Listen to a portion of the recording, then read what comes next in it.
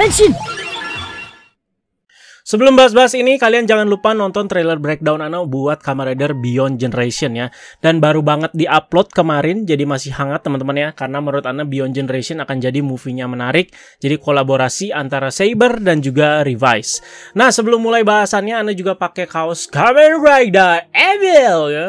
Keren banget ini ya, dark banget nih. Aduh, dark banget ya. Ini Ana dapatnya dari Sasword Distro. Kalau kalian pengen juga silakan kalian kunjungi Sasword Distro. Untuk link pembeliannya itu ada di deskripsi guys ya. Jadi langsung saja kita bakalan bahas Kamen Rider Revice episode 12. Jadi lumayan banyak pro dan kontra di pembahasan episode sebelumnya, tapi Ana seneng karena semuanya itu didiskusikan secara sehat juga. Buat Ana juga banyak menerima pendapat dan sudut pandang berbeda dari kalian semua ya. Karena di saga yang berfokus ke si Sakura ini agak sedikit membingungkan. Jadi memang gimana kita para penonton menikmatinya apa enggak gitu ya. Jadi semua itu ada subjektivitas masing-masing.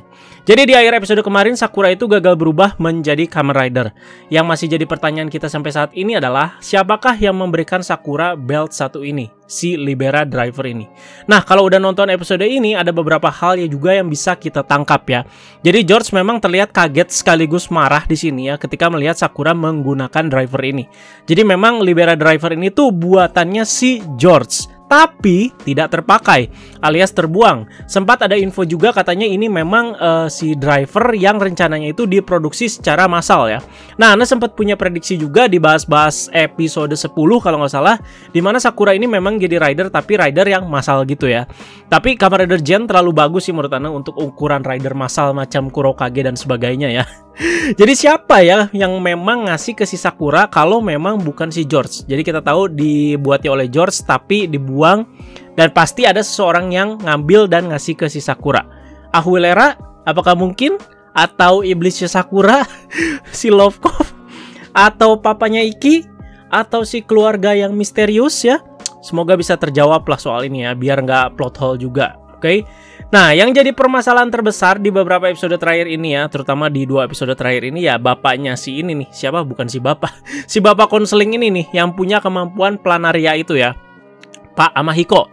Manusia untuk mencapai Deadman fase kedua jadi kayak udah nggak susah lagi di sini, udah kayak nggak langka lagi ya untuk dilakukan karena dia punya kemampuan si planaria ini. Vice time-nya juga bisa banyak di sini. Ana suka sih musuh-musuh yang macam gini, dimana personalitinya si Pak Amahiko ini juga terlihat picis gitu dan ambisius juga. Jadi kayak gimana ya? Kayak siapa ya? Oh, Double Isaka, Weather Dopan ya, mirip-mirip kayak begitulah ya. Jadi bukan kayak kroco banget lah gitu ya. Jadi orang kalah udah beres enggak gitu ya. Tapi di sini dia tuh kayak punya ambisi tersendiri, kayak punya powernya juga gitu di sini ya. Walaupun nggak sekuat Big Boss Deadman lainnya bisa dibilang ya. Nah, karena punya kemampuan yang bisa dibilang spesial ini, si Planaria tadi, sampai si Pak Amahiko ini sompral ngomong di depan para Big Boss Deadman kalau dia itu bisa menggantikan Tuan Gifu. Ana kaget sih dia ngomong gitu ya. Ambisius sekali ya. Kirain bakal ditampol gitu ya sama si Ahuilera kan.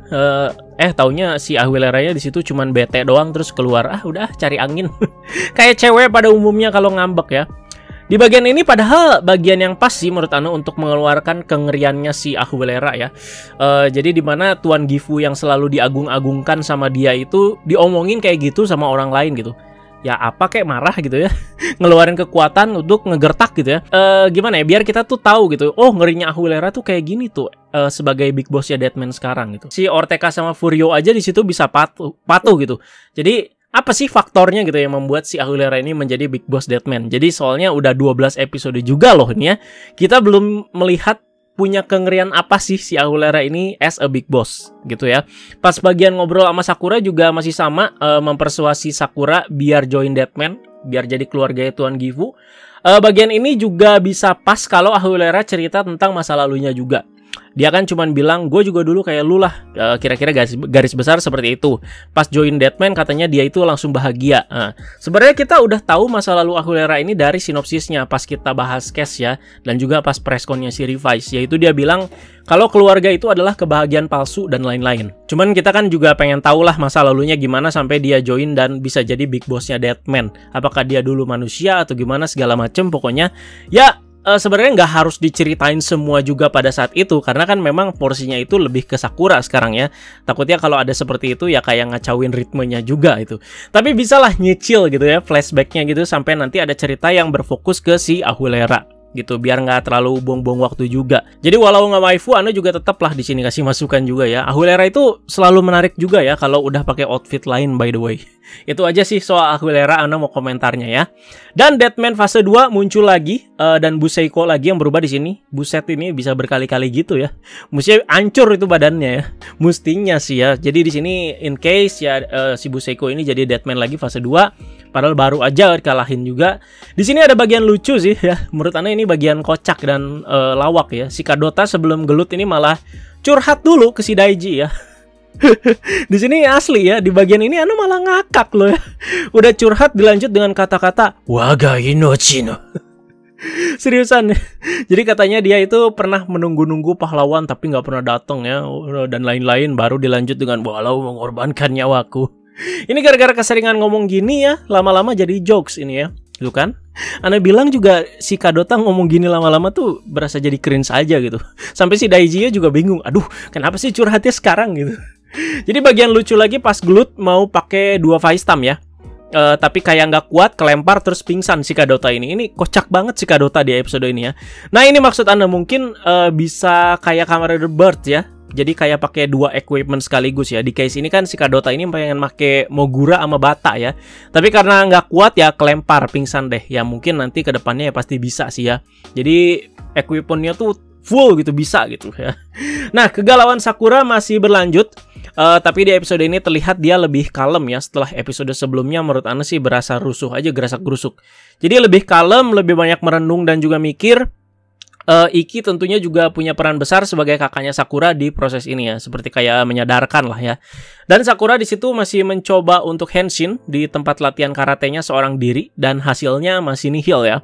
Ibarat lu mainin DX lu aja itu sampai rusak ya, nggak akan berubah lah pak ya. Tapi dalam case ini, dalam cerita Revise ya kan, Sakuranya juga emang belum siap sepertinya gitu ya, masih bingung, dia juga masih galau ya. Jadi mencoba terus dan mencoba terus sampai di satu titik dia itu hopeless ya. Ketawa sendiri terus nangis gitu. Dan muncul sosok misterius yang menghampiri di situ. Nah, sosok ini tuh sosok yang sama yang muncul pas Sakura ini nginep di rumah temennya itu ya. Siapakah dia? Ya udah pada tahu juga sih ya teman-teman ya, si badut-badut itu. Tapi Ana bahasnya nanti ya, kita lanjut dulu bahasannya. Langsung aja kita lanjut ke Sakura Igarashi yang berhasil berubah dan debut sebagai Kamen Rider Gen. Di case ini berarti kita tahu setelah kejadian gagal henshin di tempat karate, dia itu seakan langsung menemukan konklusinya ya. Jadi ketika datang ke tempat battle juga mukanya itu langsung mantap gitu ya, langsung tajam mukanya ya. Apalagi setelah berinteraksi dengan si sosok misterius tadi. Emang ada andil apa sih si sosok misterius ini? Nah penasaran kan? Jadi emang kayak berasa gantung gitu ya. Ini apa sih gitu ya? Apa sih yang terjadi gitu ya? Tapi konklusinya dijelaskan perlahan-lahan lewat kata-katanya selama pertarungan, ya kan? Jadi kan selama gelut kan si Sakuranya juga ngomong gini gitu ya. Jadi ya itu sih kayak apa ya, memperjelas gitu konklusi dia tuh seperti apa ya. Sekarang kita komentarin soal Kamen Rider Gen ya. Gimana ya? Dari segi ini dulu deh, segi gimmick sabuknya atau beltnya menurut Anda sih simple banget. Tapi menurut Anda itu diperindah dengan si pose henshin Sakura yang menurut Anda itu keren sih ya. Rumit tapi elegan ya. 2 kata untuk pose henshinnya si Sakura ini, yaitu rumit dan juga elegan. Dan untuk Kamen Rider Gen-nya Ana sih jujur agak biasa aja ya. Nggak bagus tapi nggak jelek juga ya. Warnanya lumayan mencolok ya, biru dan kuning yang sedikit ke oranye gitu. Banyak yang bilang kayak Aladdin lagi itu. Itu di bagian kepalanya justru kayak ada ular kobra nemplok pak ya. Jadi punggungnya si kobra jadi visor matanya si Kamen Rider Gen ini gitu ya. Jadi kalian juga boleh tahu impresi kalian soal si Kamen Rider Gen ini secara visual ya. Kalau Ana sih ya itu biasa aja ya, nggak jelek dan nggak keren juga ya, oke lah ya. Terus banyak yang protes juga kemarin katanya celananya gombrang gitu katanya. Ya maksudnya apa ya, oke-oke aja lah gitu ya. Oke, bener-bener ya di tengah-tengah lah Anda gitu ya. Nah untuk fight-nya juga lumayan oke lah ya, karena Sakura juga udah jago bela diri. Si Gen ini itu emang spesialisnya di pertarungan jarak dekat juga berarti ya. Jadi relate ya sama si humannya gitu. Biasanya kalau ada rider mau keluar atau deket-deket mau keluar, Bandai itu langsung ngasih pengumuman di X-nya itu bakalan rilis ya. Nah ini belum ada. Sama kayak di Merge Driver kemarin, dan sudah fix hari Senin pagi ya ini ya. Libera Driver itu premium Bandai fix. Rilisnya Maret 2022, masih lama ya, 8.800 yen. Dan lanjut si Vice-nya kaget wah ternyata si Sakura itu sekuat itu. Si Iki bilang Sakura itu yang terkuat loh di keluarga Igarashi. Kemarin katanya bilang Daiji itu lebih kuat dari gua katanya. So, si Sakura paling kuat di Igarashi katanya. Jadi si Iki dong yang paling lemah gitu ya. Dan di tengah pertarungan tiba-tiba muncul sosok badut Ancol yang super imut. Momen membagongkan tapi bikin gemes juga menurut Anda di sini. Yes, dia adalah iblisnya Sakura bernama Lovekov yang udah kita bahas juga di Tokusatsu pas Anda bahas si Baritrex kemarin ya. Jadi berbagai alasan juga muncul pas di Tokusatsu kemarin, pas ada sedikit kontra mungkin sama si Lovekov ini. Gimana ya? Ya yang nonton Kamen Rider juga kan ada yang cewek gitu kan. Ini kan Kamen Rider emang khusus buat anak-anak dan lain-lain. Ya bukan gitu maksudnya ya. Cuman kalau dibandingkan dengan iblis-iblis sebelumnya atau temanya revise ya, berasa kurang relevan aja menurut Anda ya. Kalau misalkan takut diprotes emak-emak segala macem, ya kenapa nggak diprotes sejak awal si revise ini mau tayang dengan temanya yang iblis itu gitu. Jadi menurut Anda sih ya kayak gitu ya, kurang relevan aja gitu. Kalau tema Kamen Ridernya kayak Kabutaku, nah baru cocok-cocok aja si Lovekov ini gitu ya. Ya, jadi bener-bener kayak badut aja gitu pakai kostum gitu ya si Lovekov ini ya. Imut ya imut si Lovekov ini ngegemesin gitu. Cuman masa kontra dikit aja nggak boleh gitu ya. Lagian kan masih diutarakan dengan sehat lah ya. Jadi langsung banyak juga spekulasi nanti si Lovekov punya wujud benerannya lebih garang lagi, lebih keren lagi. Wah udah deh gitu ya. Udah kalau sampai kejadian kayak gitu udah deh ya. Pasti dijadiin senjata lagi tuh buat yang lawan yang kontra-kontra tuh. Nanti tuh kan si Lovekov ternyata bla bla bla bla. Udah males dah ya. Kan kontra juga cuman sampai di titik ini aja gitu ya. Jadi kayak berasa kurang relevan doang. Udah gitu doang gitu ya. Pengisi suara Lovekov adalah Miku Ito ya. Pas pada tahu langsung banyak yang geger juga di sini media sosial. Coba yang lebih wibu dari Anda, coba kalian kasih tahu infonya lebih soal ini ya. Anda sih kurang begitu tahu ya soal Seiyu satu ini, jadi kalian kasih tahu lah infonya di bawah ya. Miku Ito. Langsung pada geger aja semua itu. Langsung, wah Miku Ito gitu. Dan awal kemunculan si Lovekov ini langsung dikeroyok sama si Gifu Junior ya. Tapi Lovekov punya peranan untuk finishingnya si Sakura yang menurut anak keren sih finishingnya, yaitu Cobra Stamping Smash ya. Kalau Vice berubah dari bentuk iblis ke bentuk rider gitu ya, Lovekov ya begitu aja gitu. Sebelum atau sesudah si Sakura ini berubah ya begitu aja, nggak dapat bentuk ridernya dan segala macem. Jadi benar ya, sosok misterius yang dari kemarin ngikutin Sakura ini ya si Lovekov ini ya. Di episode ini juga si Lovekov cuman bisa ngomong rabu-rabu. Jadi Ana juga masih menduga-duga si Lovekov ini tuh terbentuk dari sikap Sakura yang mana ya. Kan nama Lovekov juga itu tercipta karena saran dari si Vice ya. Jadi si Lovekov ini kan kalau kita lihat love ya, cinta. Berarti mungkin Sakura penyayang atau gimana ya? Coba kalian juga komentarin di bawah ya. Akhirnya Busaiko berhasil diselamatkan tapi harus direhab sama pihak Phoenix ya. Pihak Phoenix juga bakalan ngebantu pengobatan anaknya yang sakit ya. Kenapa nggak dari kemarin coba? Jadi problem juga belum selesai. Pak Amahiko masih berkeliaran pastinya.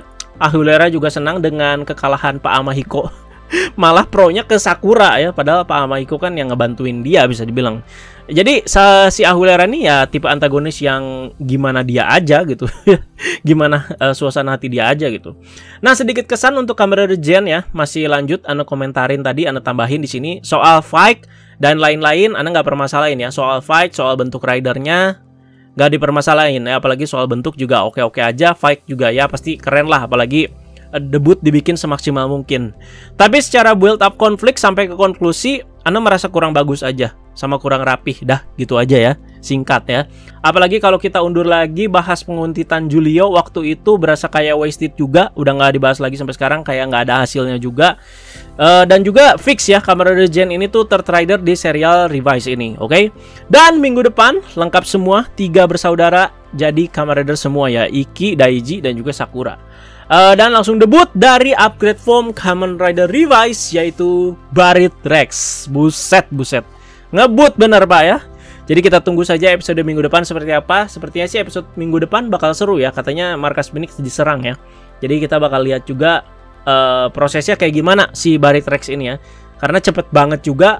Jadi semuanya itu harus ada di satu episode itu gitu. Jadi kayak awal permasalahan, konflik sampai ke konklusinya, dan berakhir dengan debut si Baritrex. Semuanya di situ harus jadi bungkus gitu ya. Jadi kita bakal lihat serapih apa gitu ya. Jadi kalau misalkan terlalu pace-nya terlalu kenceng juga kita juga kurang nyaman sih ngikutinnya. Udah oke, gitu aja teman-teman. Terima kasih banyak yang sudah menyimak pembahasan episode 12 ini. Jadi silakan kalian komentarin ya seperti biasa ya, pendapat-pendapat kalian di kolom komentar soal Kamen Rider Gen, soal Sakura dengan prosesnya, soal Love Cove, dan mungkin boleh juga nyicil pembahasan soal Baritrax minggu depan.